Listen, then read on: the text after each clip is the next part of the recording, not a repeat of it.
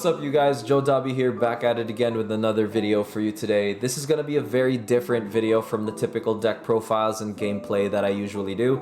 The reason why is because I am very fatigued by the last two sets. BT7 was exciting for the first week, 2 weeks that it came out, but it got old really quickly for me. Just not feeling the whole hybrid stuff. Most of the decks are really doing the exact same thing, digivolving over tamers, and among them blue doing that absolutely in the best way possible, just being absolutely oppressive. And yeah, I'm kind of over it. We're gonna be diving into BT8 now, and I'm so excited for these cards because they show a lot of promise. They show a lot of, you know, opportunity to potentially shake the meta up a little bit and open up a little bit more playable decks in the space, and I think that's just something to be very much look forward to. So I'm just going to show you some of the cards that I think will see play to some capacity. They're either fan favorites, they either have really good or overlooked effects, and hopefully I'll be able to explain or guide you through why I think some of these cards should be played. Now that said, we're going to dive into the first one, going with Mamemon here. So Bancho Mamemon and Catch Mamemon both come out in BT8, so that's potentially 8 more cards in your deck for Mamemon in the names. And I think that's absolutely awesome. And both of these cards actually help each other hand in hand. So Catch Mamemon's first effect is when digivolving, you can return up to 4 Digimon cards with Mamemon in their names from your trash or hand and place it to the top of your deck. If you return 3 or more cards this way, you'll trigger Digivolve 1 on one of your opponent's Digimon, which I think is very disruptive and very cool. In addition to that though, if you Digivolve over Catch Mamemon into Bancho Mamemon, you actually get to secure the Digivolving effect of Bancho Mamemon, which is to reveal the top 3 cards of your deck, and then for each of your opponent's Digimon, you can play 1 Digimon card with Mamemon in its name, or and a memory cost of 10 or less from the revealed cards without paying its memory cost. So you can very quickly create that, equalize that board state that you have with your opponents, and I think that's super cool. Also, on the next turn, Bancho Mamemon will have security attack +1 if you have another Digimon with Mamemon in its name. So very cool synergy here. I like the disruptiveness of the Catch Mamemon going into the Bancho Mamemon, potentially slowing down your opponent's ability to either delete Bancho or swing for your security, and then you can catch up to the board state through Bancho's when digivolving effect as well. And I think that's really, really cool. There are a lot of Mamemon out there, and we also have Thundermon, which is treated as a Mamemon, which I think is super, super cool. Next, we're gonna go into Betsumon. So this card was so troll, and at first I didn't really understand its when digivolving effect. From how I read it, I think it's a very powerful card. Please explain to me if I am wrong in the comment section below. You can give a like if you think I have a great idea on how to play this deck, or this card specifically, but we'll dive right into it. So Betsumon, super troll. When digivolving, you may trash a card in your hand to treat this Digimon as also having the colors of the trashed card for the turn. Then, if this Digimon has 2 or more colors, you can actually draw 2. So effectively, Betsumon can trash a purple card, you know, and then for trashing a purple card, Betsumon becomes a yellow-purple Digimon.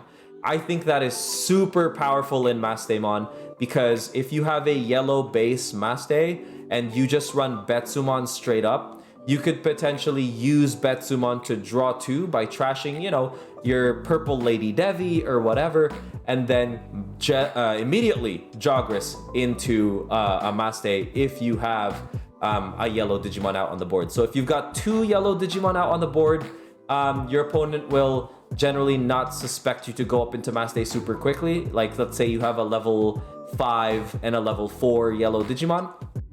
You could very quickly get into Betsumon here, get that extra draw 2, and then digivolve straight away into Maste. And I think that's really cool. Or if you are kind of pressed, or you only have 1 Digimon on board, but there's that multicolor option that you really want to play, and that other color in that option card is yellow, you can trash a card of the accompanying color of that option card to make Betsumon both of those colors, allowing you to play that option card. So great for joggers, surprise multicolor options that will surprise your opponent because it's coming out of one Digimon, right? That they didn't usually expect. It's also very funny looking. But if there are better plays to play Betsumon or better ways to play Betsumon, let me know, guys, because I am very curious about this. Next, we've got Shakumon. I doubt it will be as underplayed as I think it is. I think it will be very much played, especially in blue and yellow combo decks, or mainly blue decks.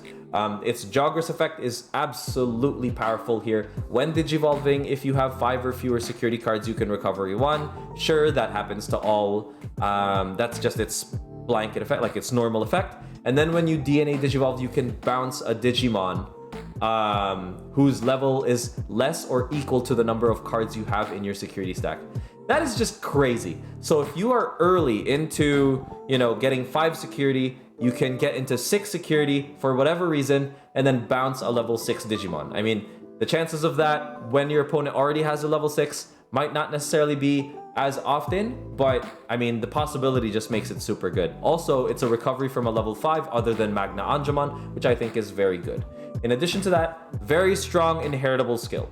One of your opponent's Digimon gets minus 3 KDP for the turn when attacking, so you can delete some rookies before they get into the armor rush, or you can start just deleting memory blockers or anything really that could hinder you from progressing your game state. Next, we got Selfiemon. So Selfiemon's super cool, kind of same principle. It's another level 5 Jogress, that's why it's super awesome. Strong Jogress effect. So when digivolving, just as its normal digivolution, one of your opponent's Digimon gets minus 5 KDP for the turn. Then, when you are DNA digivolving, delete one of your opponent's Digimon with 5k DP or less. So, when you DNA digivolve, you will trigger minus 5k DP on one of your opponent's Digimon, and then delete one of your opponent's Digimon with 5k DP or less. Now, correct me if I'm wrong with reading this effect, but I love that. Because that means, if you look at most of the level 4 armor Digimon, they're all 5k DP or less with the exception of Magnamon. So I think you can totally play around this, play this card to get max effect against this matchup. Once again, correct me if I'm wrong, and I totally apologize, but I still think Selfiemon's super strong because it's when attacking inheritable effect is delete one of your opponent's Digimon with 5k DP or less. So that totally just wipes out the armor brush Digimon, or leaves, or at least it forces it into an armor purge, allowing you to delete it afterward. And I think that's really cool. Next, we've got the Mega Zoo cards that are coming out. We've got Ultimate Brachiomon, Spinomon, and Surfymon. So, first and foremost, Rogue Deck fun, right? Mega Zoo has been a kind of fan favorite from a lot of people, and I think that being able to see that now come back in this light is pretty awesome. It's a fast bridge to level 7s. Immediately, turn 1, just hard slap that Digimon. It's only, all of these Digimon are 10 cost to Evo, which means at any point in the game, you are able to just drop them and give your opponent a lot of memory. That said, if they don't answer this 13k DP dual color beast, you will have something, or you at least would have something strong coming back the next turn. Like an Alter S or Ragnalordmon. All these Digimon, because they are black or red, all bridge into Alter S. And I believe they also bridge into Ragnalord. I could be wrong, you can correct me, I just don't remember. I'm pretty sure they both bridge into both, so that's really good. And if you hard drop early on into the game, you can potentially get your opponent to overplay their turn. Nobody is really going to want to pass at like 4 or 5 memory. They're going to want to go as far as they can with their board state and see what they can do to basically counter what you could do next. And if they're just going wide and you go into Alter S, they are losing that 10 memory they spent building up a board in front of you. So very good overplay potential on your opponent's end, allowing you to capitalize, which I think is really cool. And last but not least, the boy, the guy that I've been testing and I have been having absolute fun with, Creepymon. So when digivolving here, trash the top 2 cards of your deck for each of your opponent's Digimon in play. When you trash 4 or more cards, with this effect, you may play 1 level 5 or lower purple Digimon card from your trash without paying its memory cost. So there's a toolbox of level 5 purple Digimon that you could run. You could totally run Chimeramon, etc. That said, first and foremost, you want to be running Lucemon Chaos Mode, at least that's my personal opinion, because on play, Betsumon Chaos Mode will delete either a Tamer or a Digimon. In addition to that, it's a 12k level 5 body. It's just super strong coming out of trash like that. And it's an immediate bridge into another Creepymon right after you delete either a Tamer or a Digimon. So I think that's just a super strong turn if you're able to pull that off. In addition to that, you've got huge disruptive play from trashing the top card of your opponent's deck, or top cards, because its when attacking effect is very strong. So when attacking, for every 10 cards in your trash, you trash the top 3 cards of your opponent's deck. And this Digimon gets plus 3000 DP for the turn. So for every 10 cards in your trash, Creepymon gets another 3k. So at 20 cards in your trash, Creepymon will trash the top 6 cards of your opponent's Digimon and add 6000 DP to Creepymon. So very, very safe swing into security. In addition to that, it can potentially swing over a lot of your opponent's Digimon. And you will also disrupt their ability to basically draw into the pieces they need because you're trashing their stuff, literally. You can also catch up to opponents' board states through that Betsumon Chaos Mode balance, bringing out Chaos Mode, deleting something. Now you've basically added a body and they've lost either a body or a Tamer, so the board state starts to kind of stabilize towards your ends. That said, guys, my experience with Creepymon has kind of been super crazy. I've been building it in a turbo fashion, just solely focused on either forcing my opponent to deck out or I lose through my own deck out. And let me tell you, once you have 2 Creepymon on the board and 20 cards in trash, it's insane. Like, if they stick, both Creepymon will swing, trashing a total of 12 cards from your opponent's deck in that one swing turn, and they're both gonna be at 17k DP. Now, the most I have done to make my opponent trash is actually 9 cards with 1 Creepymon. Now, I'm trying to find ways to play this in a much more scary way, but yeah, being able to literally... Okay, let me give you a scenario. I was facing blue. I had 27 cards in my trash, a Creepymon on the board, and a Soulmon with a level 3 and an egg underneath. My opponent had 9 cards left in their deck. Literally 9 cards left. I was thinking of what to do. Like, I was thinking, okay, I don't think I can deck him out because I'm not at 30 cards. So what do I do here? What I do is, the only thing I can do is swing with Soulmon, hope it dies, and then once it dies in security, Creepy swings and effectively trashes their last 9 cards, which is so awesome.